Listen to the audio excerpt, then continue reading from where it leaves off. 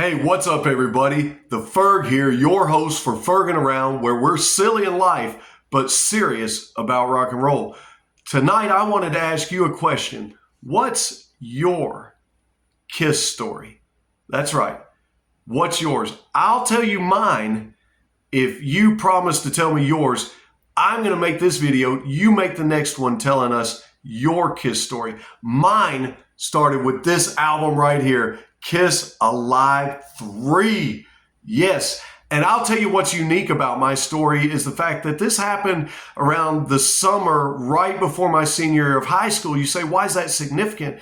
Because it's around the year 1993 and grunge was in full swing. Nirvana had already taken the world by storm.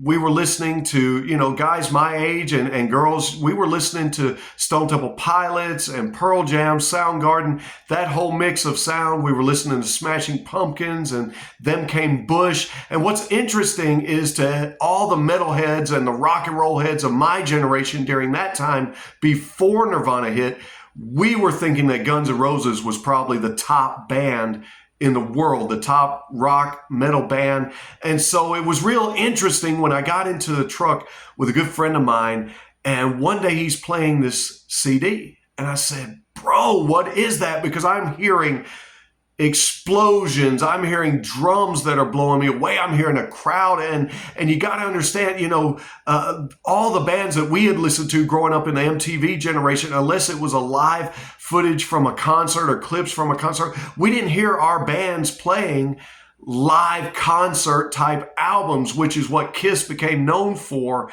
and what really skyrocketed them to stardom to begin with. But I didn't know all this. And so I'm hearing this unbelievable bass, unbelievable guitars and rhythm guitars and this crowd interaction. So I asked my friend, I was like, dude, who is that? And he said, man, that's Kiss. And I said, man, you're BSing me. There's no way that's Kiss.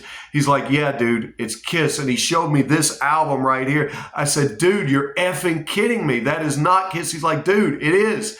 Listen. And so I'm listening to Creatures of the Night and Domino and Unholy, and I'm just being blown away.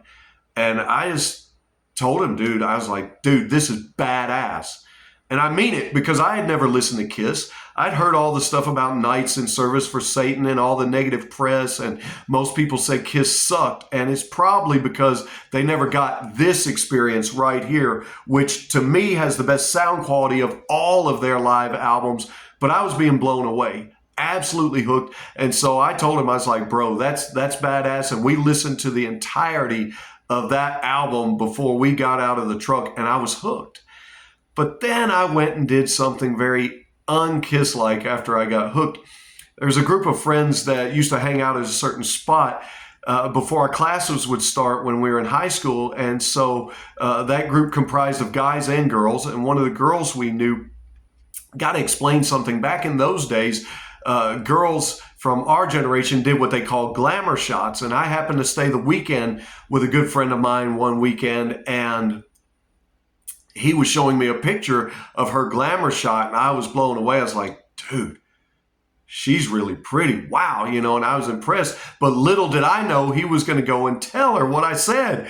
So she comes to school all dolled up, man, I mean from head to toe, and she comes and stands next to me in the crowd that we hang out with. And dude, I totally did something un-Kiss, like Gene and Paul never would have done this, but I totally ghosted her because another friend of mine comes running up out of nowhere because I'd been talking about Kiss to my buddies, and everybody's like, yeah, man, my dad used to listen to those, or my uncle, my aunt, and I got these tapes, man, these old records at the house. And so a friend of mine had come up to me, and I think he had Hot in the Shade in his hand, or maybe it was Animalize. And so we ran out to his truck to go listen to Kiss, and boy, was she mad at me the rest of the day. Oh, man. And I didn't even think about it at the time. And then later I was like, you're mad at me, aren't you? You're kind of pissed off at me. She's like, yeah. And I was like, did you do that for me? You got all dolled up? And she's like, well, duh. Yeah. But don't worry, Gene. Don't worry, Paul. I and Peter and Ace. I did redeem myself, and we remained friends for a long time, and we ended up going to prom together. But I told that story because that's how hooked on Kiss I was at the time. And I was so hooked that eventually I would come to own 19 or 21 of their CDs.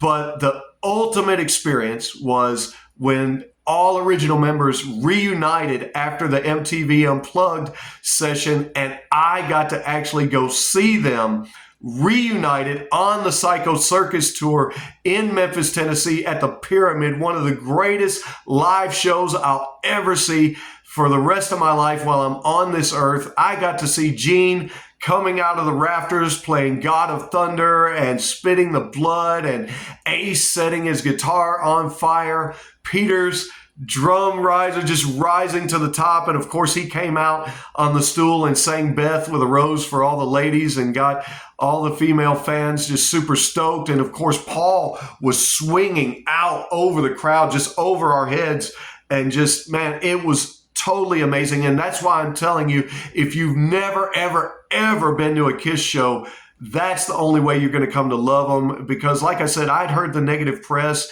and they never played Kiss a whole lot on the radio, so I didn't know Kiss.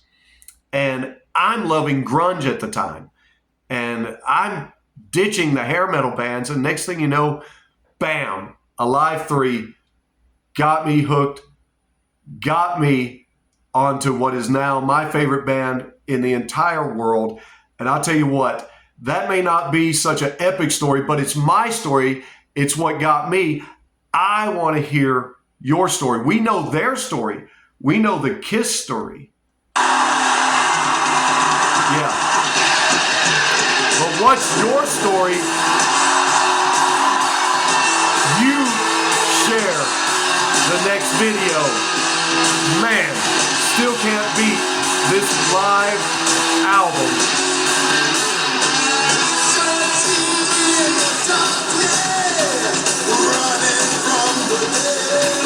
Now it's your turn. What's your Kiss story?